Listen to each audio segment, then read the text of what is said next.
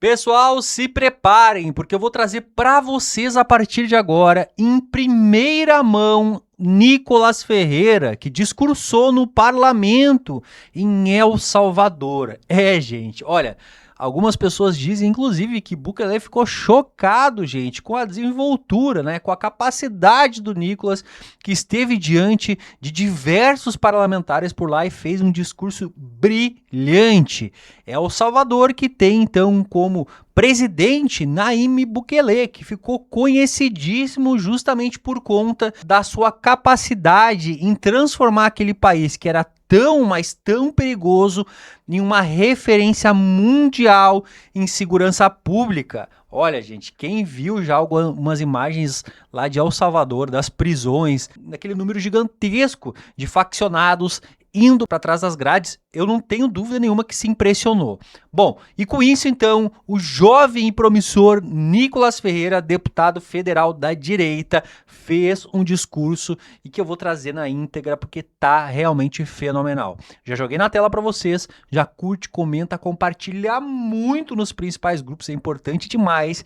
E olha, ele vai soltar o verbo lá e vocês vão se impressionar. Brazil does not defeat criminal factions because they are in the government. I agree with you, Mr. Bukele. Most honorable president of this forum, Congressman Robert Pittenger, congressmen, ambassadors, delegate chiefs, ladies and gentlemen. My name is Nicolas Ferreira. I'm a Christian and a father of 2 daughters, married, of course. Before coming the most voted congressman in Brazil, I was born and raised in a favela, and I saw up close how violence destroys a neighborhood, a city, a state, and now an entire country. And today I will speak without the filter that the media imposes. I will speak about the reality of my nation. Today in Brazil, there are 88 mapped criminal organizations operating from inside Brazilian prisons. Of these, 72 operate locally, 14 regionally, and 2 transnationally. More than half, 58%, have as their main activity the direct confrontation against the state. In other words, they no longer hide. They openly challenge the state. These factions impose rules, control territories, punish, charge taxes, and most seriously, they use terror as a form of government. 11% of the Brazilian population lives in territories under the direct influence of criminal factions. But the most alarming data comes from a study entitled Criminal Governance in Latin America. Between 50 and 60 million Brazilians, roughly 1/4 of the population, live under what is called criminal governments, an authoritarian and violent regime that decides who enters and who lives. In other words, 1/4 of the Brazilian population lives under a government that was not elected, does not provide accountability, and does not respect the Constitution or the law. The consequences are tragic and daily. In their own system of justice, the Red Command, one of the most notorious Brazilian factions, uses several methods of torture and execution to punish misconduct, eliminate rivals, and repress residents who oppose or report their activities. Torture sections are frequently recorded and circulated in messaging groups as a warning to the community. The newest method involves both torture and corpse disposal using alligators. Yes, ladies and gentlemen, alligators. Another consequence brought by criminal factions is the warlike atmosphere and the rise in deaths caused by stray bullets. According to the Crossfire Institute, the number of stray bullets victims in Rio de Janeiro grew up by 58% in the year 2025. In the first 75 days of this year, 41 people were struck compared to 26 in the same period the previous year. Innocent people, children, workers, father, die simply for being in the wrong place, in the wrong country. And once again, I agree with President Bukele when he says that the first step to fixing a country is to bring peace. Because it's useless to have healthcare, education, and roads if you do not have security, and may end up being killed by a straight bullet on the way. And it gets worse. In the year 2024, Brazil recorded an increase of 33.8% in deaths of police officers. 170 officers were murdered, men and women who left home to protect society and returned in coffins draped with the national flag. Another 126 committed suicide, victims of psychological abandonment and the constant pressure of being treated as criminals for simply enforcing the law. But Brazil's tragedy goes beyond regional statistics. In just 2 years, there were 73,190 lives lost, all Brazilians murdered within their own territory. To give perspective, the Gaza Strip, the stage of a declared war between Israel and Hamas, 67,869 people were killed in 2 years of conflict. In other words, Brazil, with no civil war, foreign invasion, no missiles, no tanks, kills more than a war. As if the terrifying death too were not enough, in Brazil the factions also spread terror by charging fees from small business owners just to allow a store to operate. There are reports of bar owners and street vendors executed for not paying extortion. They control telecommunications, transportation, security, food, water, and even the price of the cooking gas. It's a parallel state, totalitarian, armed, and unpunished. But the real scandal is this: such a parallel state only exists because the official state tolerates it and often funds it. Beyond extortion, factions expel families from their homes, leaving them homeless, and then rent these properties to finance the criminal organizations. In Fortaleza, capital of the state of Ceará, residents were expelled from their own homes in at least 49 neighborhoods. In 21 months, 219 expulsions were recorded, according to the Public Security Secretariat. To understand the severity of what's happening in Brazil, I will give you the example of PCC, the First Capital Command, one of the most powerful factions in Latin America. Founded in 1993 inside the São Paulo prison system, the PCC began as a alleged brotherhood of prisoners against state abuse. 30 years later, it has become a transnational criminal organization operating in 19 Brazilian states and with confirmed presence in Paraguay, Bolivia, and Colombia. Today, the PCC moves billions of reais per year with hierarchical structure, internal codes, its own tribunals, and the ability to corrupt public agents or infiltrate business activities such as gas stations. It is essentially a Brazilian cartel with business, logistics, and even legal branches. It was the PCC that carried out the first execution of a judicial authority by organized crime in Brazil, the judge Antônio José Machado Dias, murdered in March 2023 in Presidente Prudente, São Paulo. After that, many other judges and prosecutors were placed under threat. Another famous crime was the historic robbery of the Central Bank in 2005. They dug a tunnel of 80 meters to reach the vault in Fortaleza and stole approximately 165 million reais. Finally, another mega operation orchestrated by the PCC were coordinating attacks in São Paulo in 2006. In May, the PCC ordered bus burnings, police station attacks, prison riots, and the state capital was paralyzed. More than 59 securities agents were murdered, and the state declared a curfew. No one of this is a coincidence. Brazil's public safety, security tragedy is not only police-related, it's political. And it began more than 3 decades ago, when Lula and Fidel Castro founded the São Paulo Forum in 1990. That meeting brought together left-wing parties, revolutionary movements, and even armed organizations such as FARC. Its objective was clear: reorganize the Latin American left after the collapse of the Soviet Union, replacing the weapons of socialism with a new weapon, state power. But the project never abandoned its essence, ideological infiltration and tolerance toward crime. What used to be guerrillas are now factions. What used to be Revolution is now institutional capture, and little by little, the Brazilian state becomes hostage to the delinquents it helped create. The forum's projects penetrate prisons, elections, and eventually the justice system. It is no surprise that more than 80% of provisional inmates voted for Lula in the first round. After his victory, videos emerged of prisoners celebrating inside their cells. They know exactly who defends the narrative of criminal victimhood and police demonization. When Congress proposed classifying criminal factions as terrorist organizations, Lula government opposed it, while other Latin countries adopted the classification to fight narco-terrorism. The cruelest proof came when 4 police officers were killed in mega operation in Rio de Janeiro. The entire country mourned, except the president.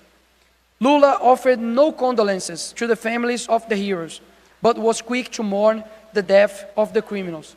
And here, as a Brazilian in El Salvador, I sent a message to these 4 families that now is crying because they don't have their family anymore, they doesn't have their parents anymore, to say that these 4 police that were killed by the criminals, they are not the devil.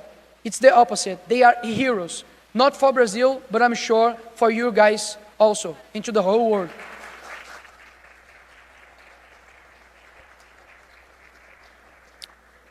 And the problem goes far beyond public security. The Workers' Party built its political history on 2 of the greatest corruption scandals in the democracy West, the Mensalão and the Petrolão. The Mensalão bought votes in Congress, an assault on democracy. The Petrolão looted Petrobras, an assault on the nation. Together, they diverted billions of reais, financed campaigns, bought support, and created the largest corruption scheme ever uncovered in the Southern Hemisphere. And what happened afterward? The convicted were released, the trials annulled, and the same political group returned to power with the same speeches and the same methods. Today, when the government remains silent before the factions and the judiciary ignores traffickers, it is because all speak the same language, the language of impunity. And if the executive falls, the judiciary is even worse. The Supreme Court, which should protect the Constitution, has released traffickers and weakened law enforcement. Brazil's justice system insists on humanization formulas that in practice work as safe conduct for criminals. A clear example is the custody hearings introduced in 2015. By August of 2024, more than 1,700,000 such hearings has been held, with approximately 39.4% of those arrested in flagrant released at this initial stage. 4 in every 10 criminals caught in act walked freely, while the victims remain abandoned. The mega trafficker André do Rap was released by a Supreme Court decision and never returned to prison. In the last 7 years, more than 30 PCC leaders were released through the front door. Some judges even prohibited helicopters, police entry into favelas, and legitimate use of force under the argument of protecting human rights. Curiously, the human rights of victims are never remembered. In Brazil, there is no effective parliamentary oversight over the judiciary. The system of checks and balances simply does not exist. Congress cannot review judicial decisions that violate the constitutions, cannot summon Supreme Court justice to provide explanation, and has no effective accountability mechanism, except impeachment, which is politically impossible. In the year 2020, an action in the Supreme Court, fueled by an extreme left party, imposed severe restrictions on police operations in Rio de Janeiro communities. Police were basically prevented from combating crime unless they obtained extremely bureaucratic authorization.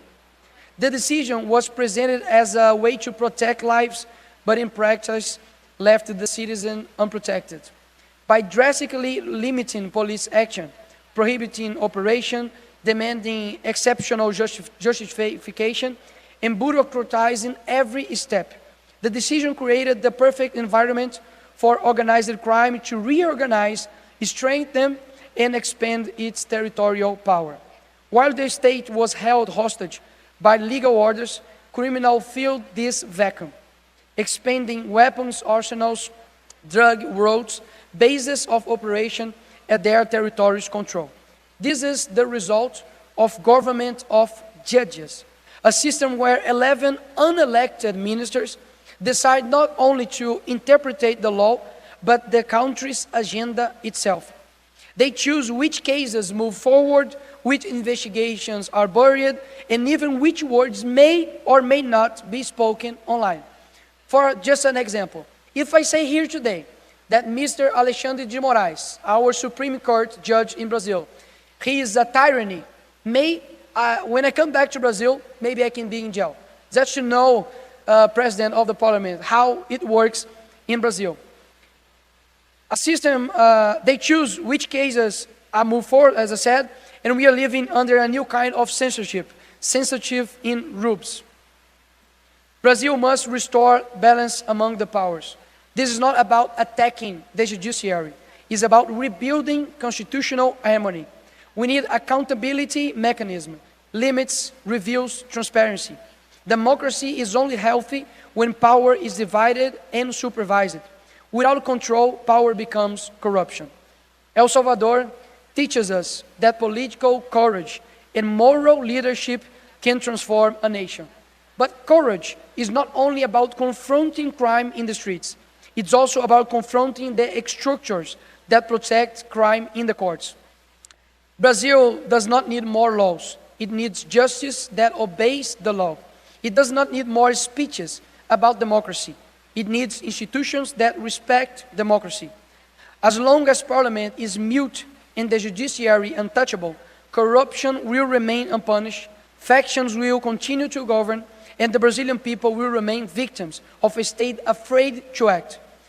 May this meeting in El Salvador inspire a new era, an era which Parliament rebalances power, returns to the Constitution, and the people believe once again that the law applies to everyone, includes who interprets it. Que Dios bendiga a todos.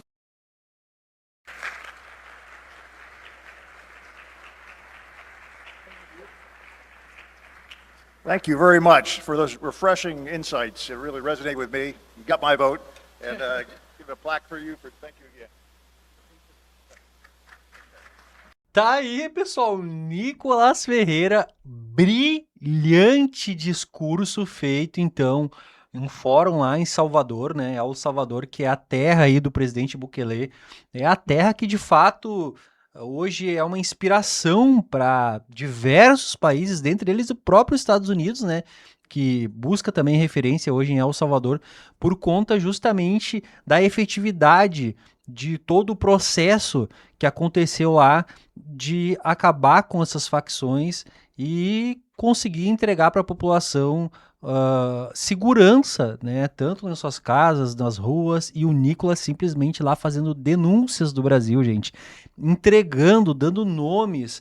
Olha, Nicolás, espetacular como sempre, gente, sério, eu fico feliz demais de poder acompanhar aqui o trabalho dele já há algum tempo e trazer para vocês isso, porque de fato eu vejo nele hoje uma esperança da condução aí da direita no Brasil, uma direita que de fato siga, né, bons exemplos, tenha bons princípios, e o garoto Nicolás é um homem já com 2 filhos agora e que de fato não deixa nada a desejar nesse quesito, né, gente? Tá sempre aí, agora lá em El Salvador, então, expondo toda essa situação do Brasil com mais um discurso brilhante, palavras chocantes e que chamou a atenção, né? Vocês viram aí que o presidente ali do fórum falou que, inclusive, votaria nele, né, gente? Porque acabou mexendo com ele aquele discurso. Bom, quero muito saber a opinião de vocês aí do outro lado. Não esquece de curtir, comentar e compartilhar muito. E aí? Vocês votariam no Nicolás um dia para presidente do Brasil, gente? Olha, não sei não, hein? O Nicolás tá construindo devagarinho, degrau por degrau. Quem sabe daqui a alguns anos aí, quando ele tiver idade também, ele não seja aí um Bukele brasileiro. Não sei. Vamos acompanhar e veremos juntos, se Deus quiser. Vou ficando por aqui. Até o nosso próximo vídeo aqui no canal Debate em Foco.